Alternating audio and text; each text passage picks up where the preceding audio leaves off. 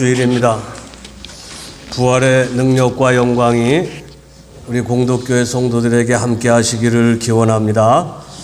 예수님은 하늘 보좌를 비우고 땅에 오셨습니다. 비워둘 수 없는 자리였는데 비우고 오셨습니다. 죄 없이 십자가에 달려 죽으시고 무덤에 묻히셨습니다. 사흘 후 한 무리의 여자들이 주님의 무덤을 찾아갔습니다. 죽으신 주님의 몸에 바르기 위한 향품을 들고 갔습니다. 그런데 주님의 시신이 없었습니다. 대신 찬란한 옷을 입은 두 사람, 천사들이 서 있었고 마리아의 등 뒤에 살아계신 예수님이 서 계셨습니다. 처음에는 그인 줄 알지 못하였으나 주께서 하시는 말씀을 들었습니다. 너무나 놀란 여자들은 단숨에 제자들에게 달려가 이 믿기 어려운 사실을 전했습니다.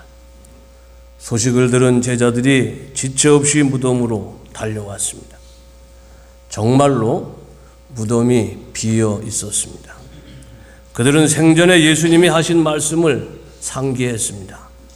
인자가 십자가에 못 박히고 3일 후에 다시 살아나야 하리라는 말씀이었습니다. 그러나 여전히 무슨 일이 일어났는지 알지 못한 채 이상히 여기면서 돌아갔습니다. 무덤이 빈 것은 주께서 참으로 살아나셨기 때문이라는 믿음을 갖게 된 것은 그 후의 일입니다.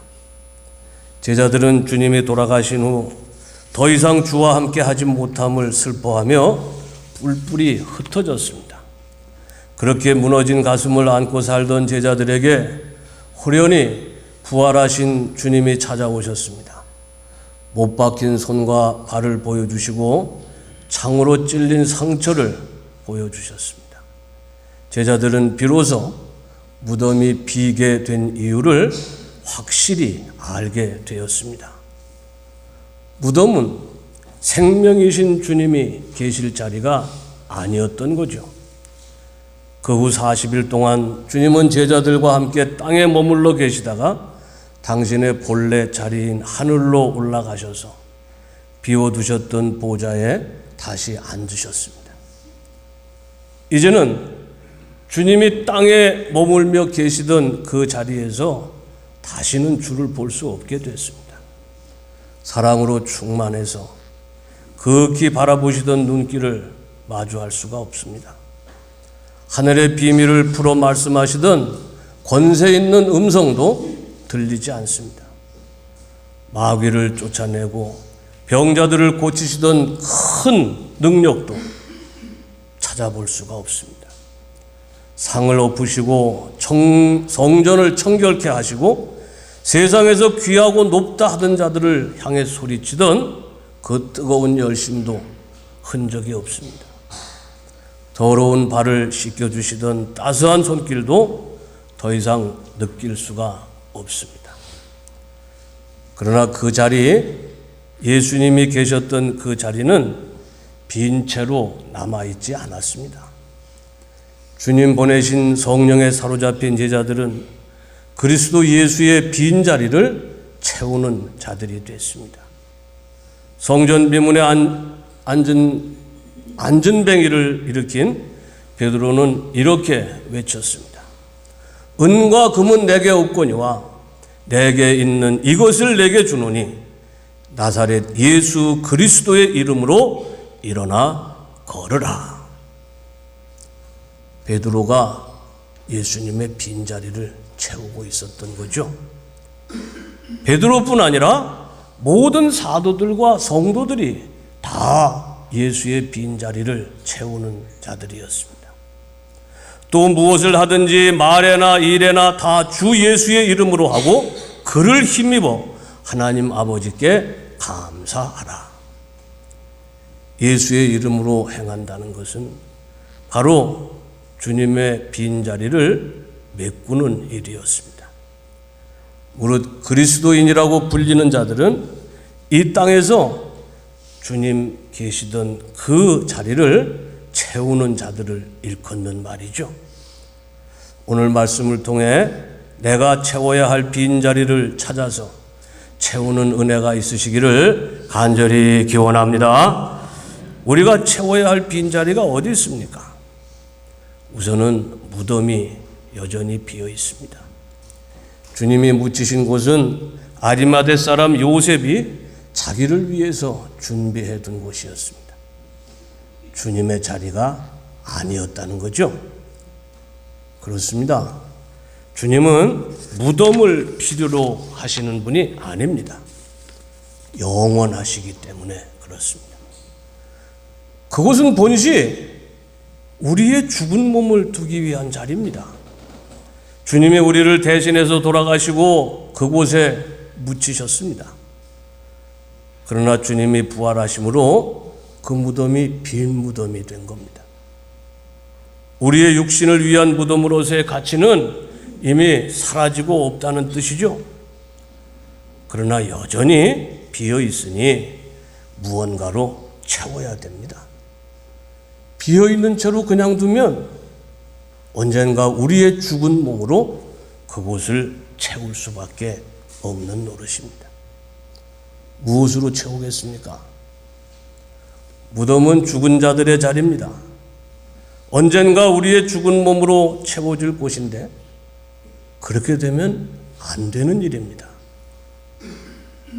주님이 십자가에 죽으시고 무덤에 묻히신 것이 바로 그렇게 되지 않게 하시려고, 우리로 살게 하시려고 그런 일 아니겠습니까? 뭘로 채워야 되겠습니까? 우리의 죄로 채워야 됩니다. 죽음이 죄의 열매이기 때문에 죄를 무덤에 채우면 죽음으로 무덤을 채울 필요가 없어지는 거죠. 썩어질 육체에 속한 욕심으로 채워야 됩니다. 욕심이 죄의 씨앗이기 때문에 그렇습니다. 교만과 악독과 미움과 저주도 그곳에 다 쓸어 담아야 됩니다. 그것들이 죄의 꽃이기 때문에 그렇습니다. 그렇죠. 빈 무덤을 빈 채로 두어서는 안 됩니다. 죄로 채우고 욕심으로 채우고 모든 악한 것들로 채워야 됩니다. 그렇게 돼야 무덤이 더 이상 죽은 몸을 위해서 사용되지 않게 될 것이기 때문입니다. 사랑하는 성도 여러분, 우리는 주의 죽으심으로 부활의 약속, 영생의 약속을 받았습니다.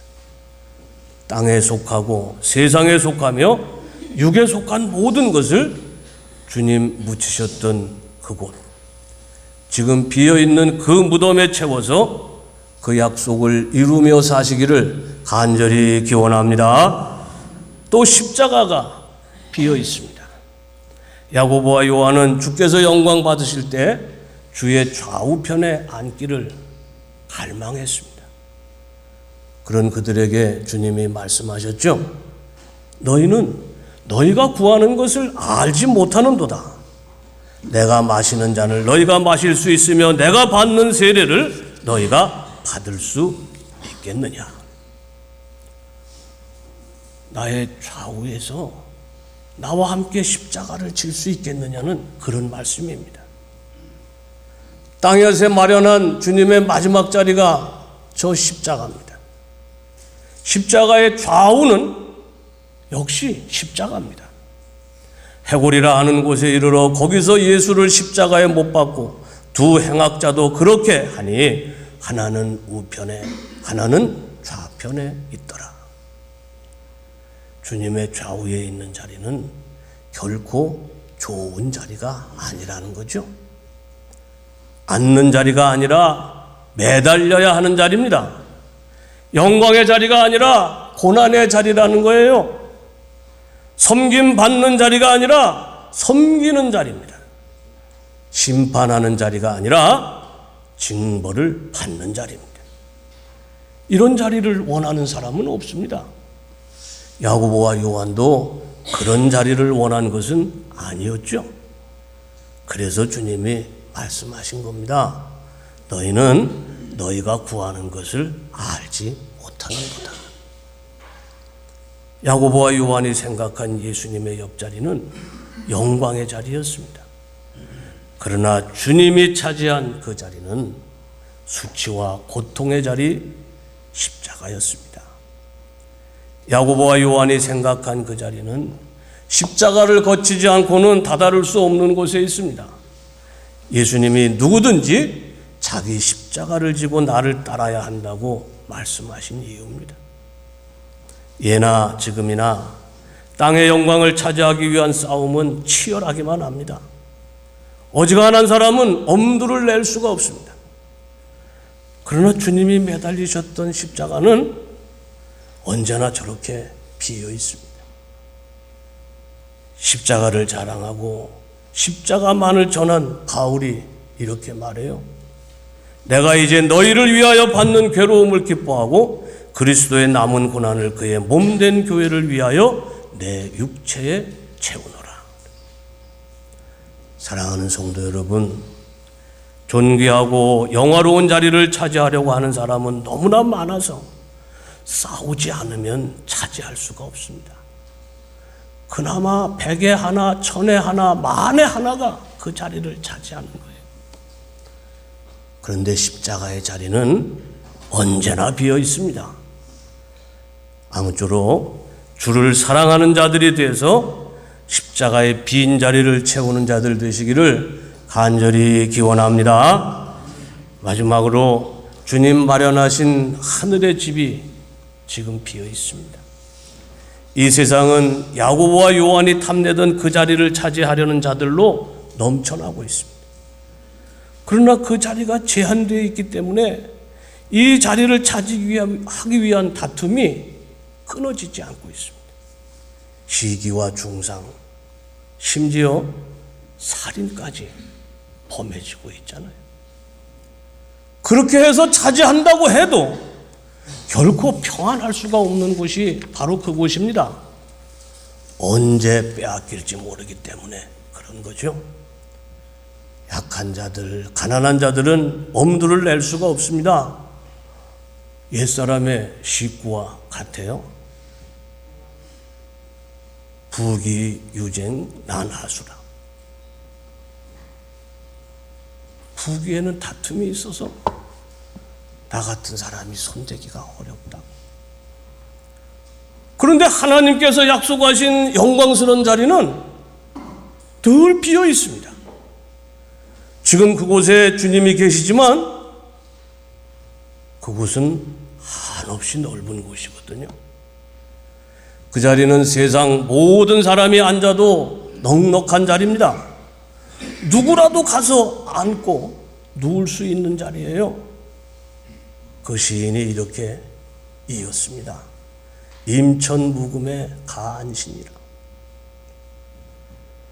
숲과 샘은 그 많은 사람이 없으니 몸을 누이기에 가하다. 몸을 누일 만하다. 그런 말이에요. 다윗이 노래한 그곳이죠.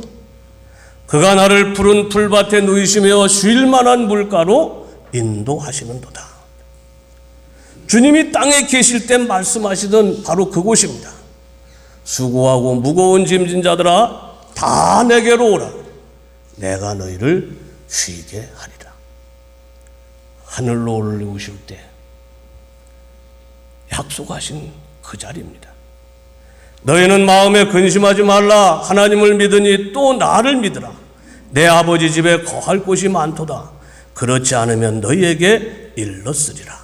내가 너희를 위하여 거처를 예비하러 가노니 가서 너희를 위하여 거처를 예비하면 내가 다시 와서 너희를 내게로 영접하여 나 있는 곳에 너희도 있게 하리라. 예수님은 땅에서 십자가를 지심으로 그곳에 가셨습니다. 그 자리는 본시 그가 비우고 오신 곳이기 때문에 그가 차지하는 것은 너무나 당연한 일입니다. 그러나 벌레와 같고 티끌과 같은 우리가 감히 욕심낼 만한 그런 자리가 아닙니다. 그런데 감히 바라지 못할 것을 얻고 기대하지 못했던 것을 이루는 역사가 어떻게 가능합니까? 그리스도 예수를 따라 땅에서 그의 빈자리를 채우는 자, 그리스도의 사람이 되면 되는 거죠. 그리스도의 살과 피를 먹고 마시는 자입니다. 그의 생명으로 자기 생명을 삼는 자라, 그런 얘기죠. 믿는 사람이란 뜻입니다. 주님이 그들을 위해서 그 자리를 마련하시고 나누어 주시는 줄로 믿습니다. 다시 부활절을 맞는 오늘 부활하신 주님이 계신 곳, 그의 능력과 영광이 충만한 곳을 보게 되시기를 기원합니다. 주님 예비하신 평안과 안식이 있는 곳이죠. 다시 오실 주님이 우리를 인도해서 가실 곳입니다. 그날까지 죄의 몸을 무덤에 묻고 십자가를 지고 주의 뒤를 따라가야 되겠습니다. 마침내 주와 함께 거기 머물게 될 줄로 믿습니다. 내가 다시 와서 너희를 내게로 영접하여 나 있는 곳에 너희도 있게 하리라. 아멘. 아버지, 감사하고 감사합니다. 주님 십자가를 지시고 무덤에 묻히셨다가 다시 살아나셔서 우리로 영원한 안식의 소망을 갖고 살게 하시니 감사드립니다. 이제 주님의 은혜로 다시 산 몸, 주님의 빈자리를 채워가며 사는 자들 다 되게 하여 주시옵소서.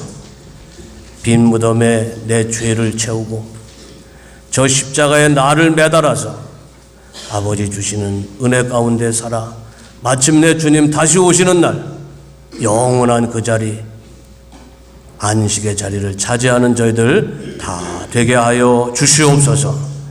예수님 이름으로 기도하옵나이다. 아멘.